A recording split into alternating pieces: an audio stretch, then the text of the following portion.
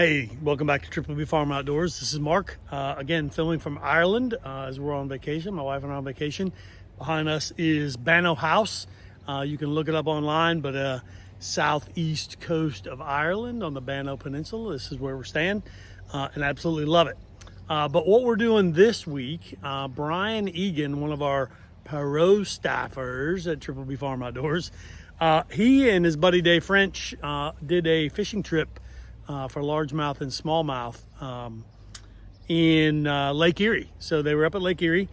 He had a camera running one of the days they were doing some smallmouth fishing, and he caught some lunkers, like good fish, bigger than any freshwater fish I've ever caught.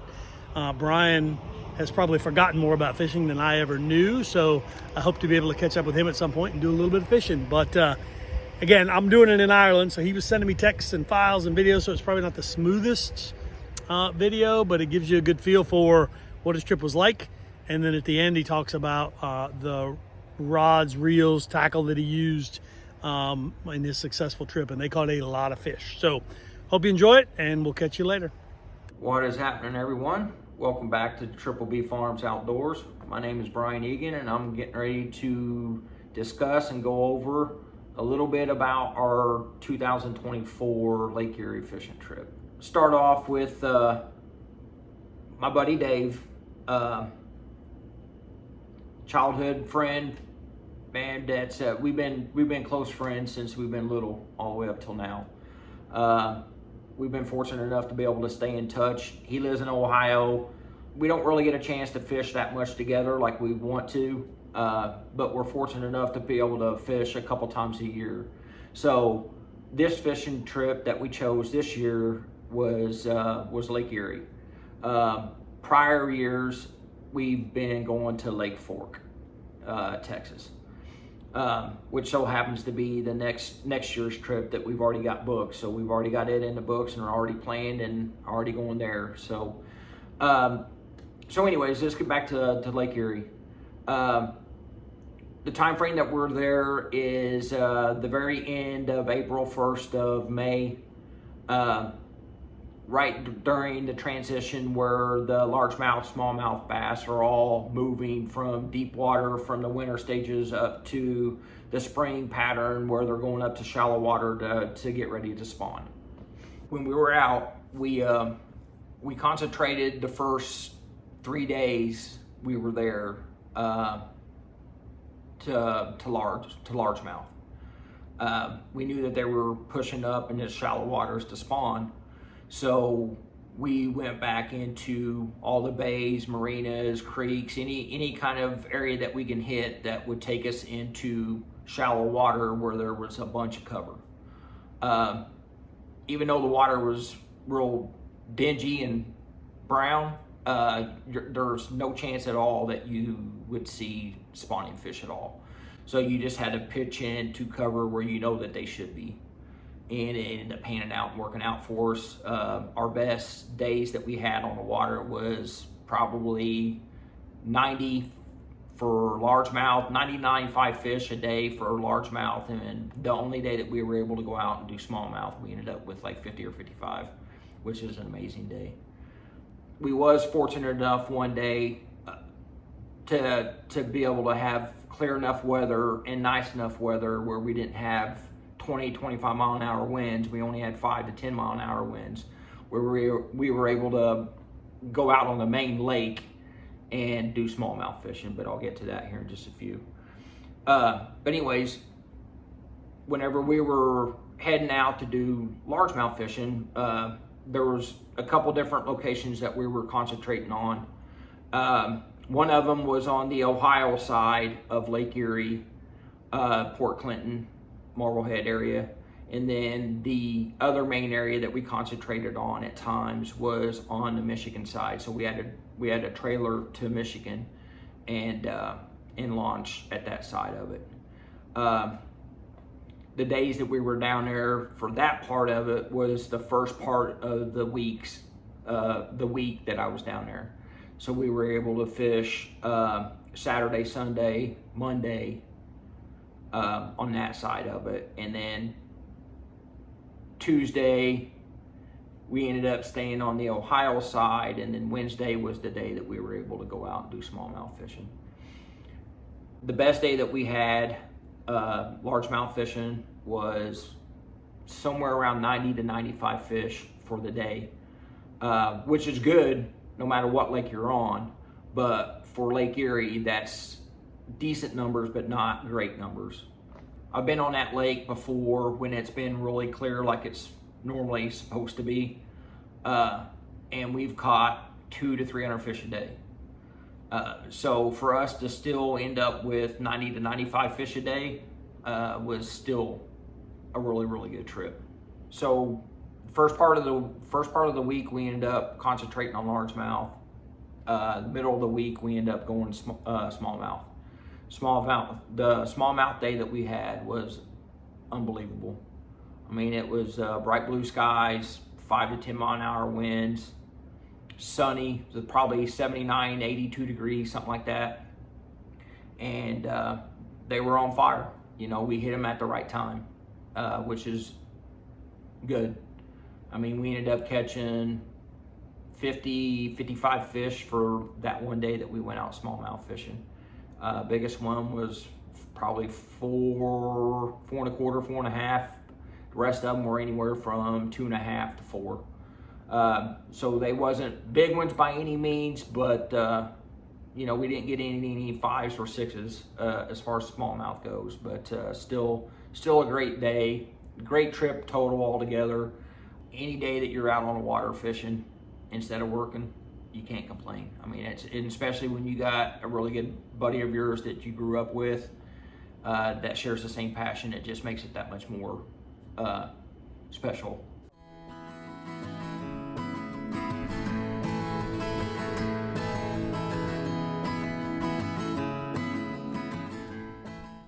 Got a good angle on him?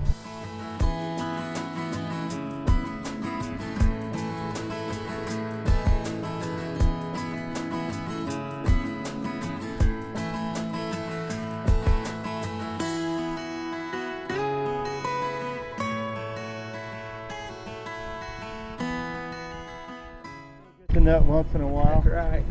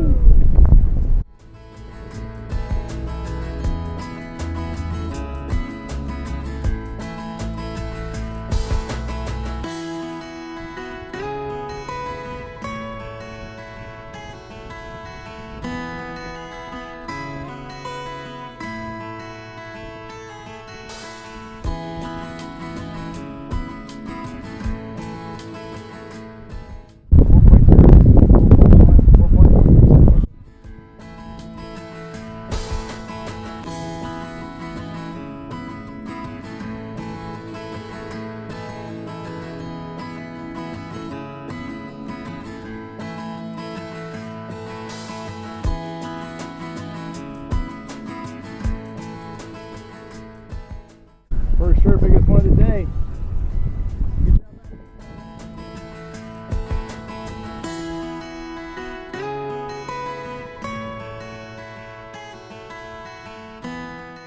man. There you go, brother.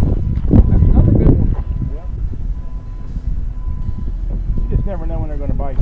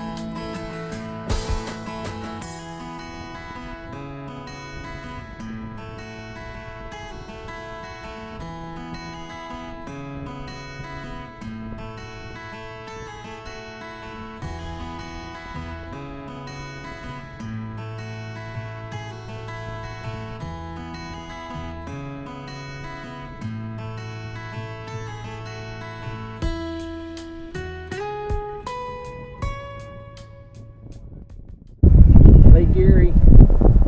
2024, May, whatever. 6th, 7th, 8th.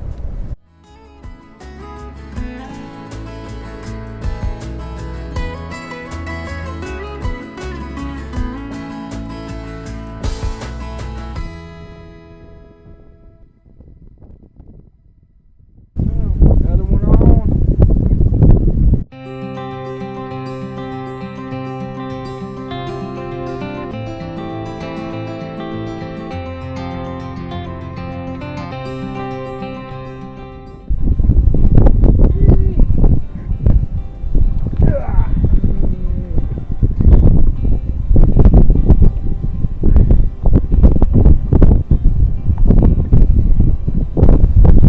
Erie, 2024. May 8th. Doing a little smallmouth fishing.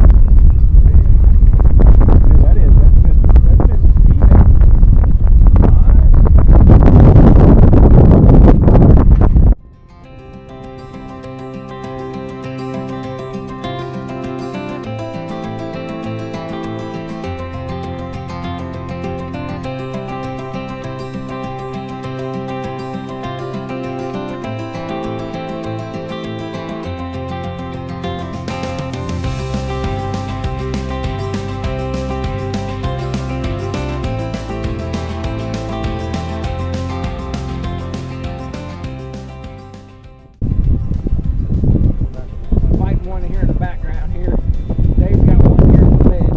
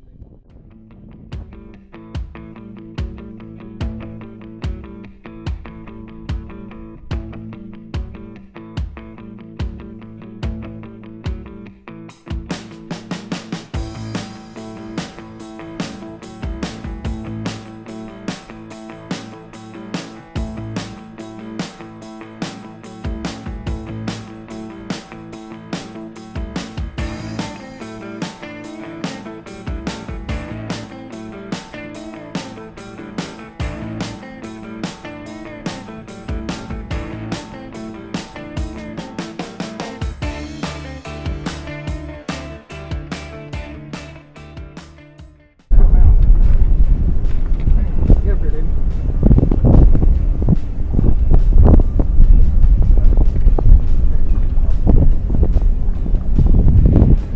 Here we go. 2024.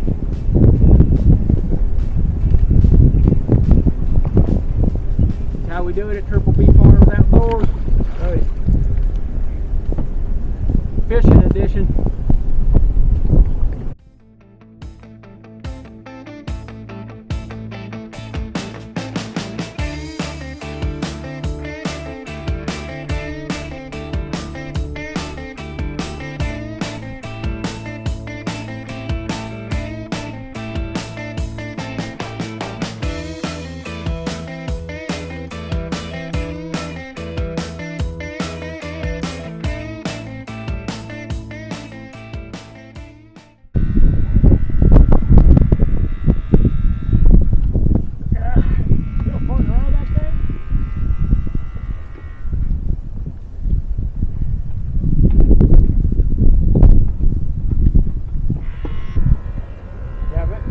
have it?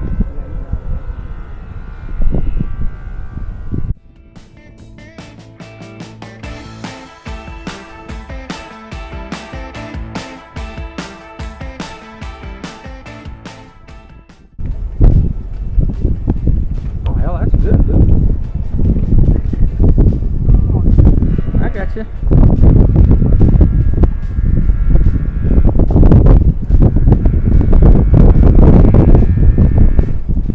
Wait, that sucker.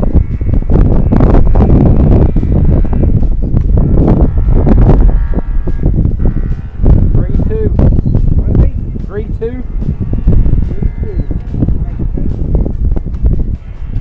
Alright, go ahead, brother. Alright, everybody, I just got it down here to the garage. Kind of wanted to go over some of the key baits that we use to factor in on our success for Lake Erie this year. Whenever we concentrated specifically for largemouth, again, I mean, it was in heavy cover, so you're constantly flipping and pitching around trees, laydowns, bushes, docks, any kind of cover that bass relate to during spawn, or throughout the year, you know, if they live in shallow water. One of the main ones that we used to catch quite a bit on is this little jig, and this is custom made by my buddy Dave that I went to Lake Erie with this year. No, he doesn't sell them and make them to sell or anything. He just makes them on his own because this is specific coloration that he likes for Lake Erie. So this is one of them that he uses. And the trailer that's on there now is a Menace. It's just something that I use for my home lake, not for Lake Erie. Is the Strike King rodent in an Okeechobee color, Okeechobee blue. It for some reason this combination is deadly on Lake Erie. One of the other style of baits that we used whenever we were able to see any kind of bass that were related to bed cover, as long as it was clear enough water to where we can see, is the Strike King Menace. You use that with whatever size weight, tungsten weight that you're comfortable with Texas rigging. I think ours was either a quarter or 5/16. I can't remember what we done, and we pegged it, of course. But that worked really well on the beds. And if you're not a jig fisherman, because I'm not really that much of a jig fisherman, I can do it, but I'm just not great at it by any means. So if you don't want to jig fish, you can just eliminate that altogether and throw the Strike King rodent in the Okeechobee color. It's you'll catch fish no matter what. It's just something about that bait. It's just it's awesome on Lake Erie, and any lake. It doesn't matter what fishery you're on. That's a good creature bait to throw. Now, whenever we get to the smallmouth factor of it,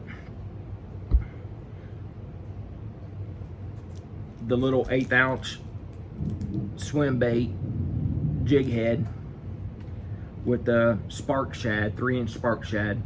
I think this is in like a goby color or something like that, but we also caught them in the albino, which is pretty much all white with a little bit of blue on its back. You can catch them on any of those colors, it doesn't matter. Probably 80% of our bass for smallmouth were caught with this in the 1/8 ounce head. The rest of them were flipping into beds using the little Strike King Menace. We'll break down a little bit of the tackle that we used. The only thing I got on my boat as far as rods and reels goes is Dobbin rods and G Loomis, the IMX Pros. Those are pretty much the main rods that I throw on my boat. I just like the feel of them. and they're just awesome rods for the money. I know your G Loomises are a little bit more expensive, but they're worth it for the money. All my reels that I use are all Abu Garcias or Luz. 80% of them are Abu Garcia Revo S's, or Revo SX's, I believe, and Revo Rockets. A few of them that I've got are Luz, and they're really good too. It's just I just kind of prefer the Abu Garcias. It's just the rods or reels that I've thrown for a long time, and they work well for me. As far as the spinning reels and rods goes, for smallmouth, we used a 7-foot medium action, and we had I think it was 20-pound braid with a 6 or 8 pound fluorocarbon leader tied on. And that's pretty much what we caught almost every one of our smallmouth on, except when we pitched and flipped, and then we switched over to the bait casters. All my bait casters are 7-foot medium heavies, fast action rods. So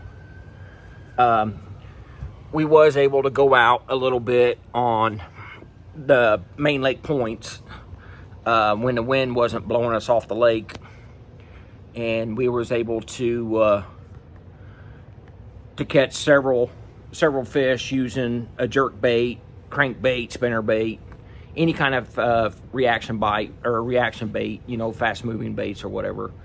We had success throwing all 3 of those. So but once we concentrated in the back where all the main fish were in heavy cover or whatever, then we picked up the flipping stick and started flipping and pitching. So anyways, that will wrap up everything that I've got as far as our bait and tackle that we used during that Lake Erie fishing trip. So the boat that I used was a Phoenix 819 Pro with a 200 Merc on the back of it, power poles. That's what we use for back in the bays and stuff like that for largemouth. Whenever we concentrated on going out smallmouth fishing on the main lake, we took my buddy Dave's boat, and he's got a 21 or 22 foot Yarcraft with a I think it was a 300 or 350 Mercury supercharged on it, Verado. So it's made for bigger water. So his boat is made for that. Mine's not. All right, we'll go ahead and wrap this episode up. Just wanted to give a special thanks to Dave again for the hospitality and a chance to fish with him again this year. Looking forward to our next year's trip. We've already got it booked for Lake Fork. So anytime we get a chance to go to Lake Fork, it's just an amazing fishery, man. And that lake is just awesome when it comes to big bass. So hopefully we'll get a chance to get Dave's personal best. I think he's sitting at 7 or 7.5 his personal best. So hopefully we'll be able to get a chance to break that next year. As you can see on the wall, that bass up there came from Lake Fork 3 years ago. That was my personal best, right at 10 pounds. So far, that's my biggest that I've ever caught as far as the bass goes. But anyways, special thanks to Mark Marzano, Bobby Patton. They're going to be going through the editing part of this video. So special thanks to them. Appreciate it. Thanks for everything that you guys do. Looking forward to get a chance to hunt with you guys this year as well. We bow hunt together from time to time. So looking forward to that. So stay safe, everybody, man. And appreciate you guys watching this video. And until next time, take care.